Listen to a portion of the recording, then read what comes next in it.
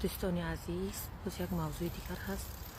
این باشد فساد، یعنی یک طورش گوییم اگر پاره خوری، یا با یک طور دیگرش گوییم اگر رشوت می باشد. کمی که درباره اونم چیزایی نوشته کرده بودم، کوشش میکنم برای شما خوانده تیم که هم تو خونم که شما فهمید. خوب، فساد زهر ملت است.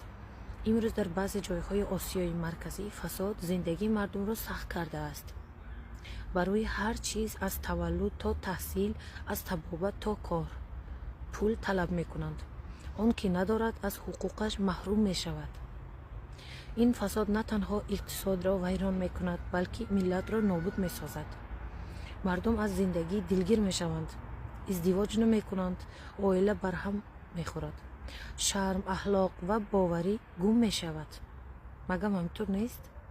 امروزها شرم میکنم که ببینم در اینترنت این مردم برآمده گپ میزنن، چطور هستن، خودشون چطور دست میگیرن، همش از زمین است. چی باید کرد؟ به یگان کس رشوه ندهید. لطفا فراموش نکنید حرفای من را. حقوق خود را طلب کنید. دانا باشید. وقتی دیدید که با کسی ناعدالتی شد، خاموش نباشید. لطفا دیگر خاموش نباشید. در فرزندانمون راست قولی آموزانیم. ما باید یاد دهیم برای فرزندانمون باید راست قول باشند. ملتی که فساد را قبول میکند آینده ندارد. دیگر برآمده اینجا دروغکی خودنمایی کردن شما یگان معنا ندارد تا که فساد را پیش نگیرید.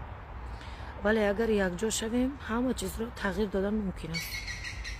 بیایید آدم باشیم، دست به دست این حالت در آخر رسانیم، دیگر این چیز تکرار نشود.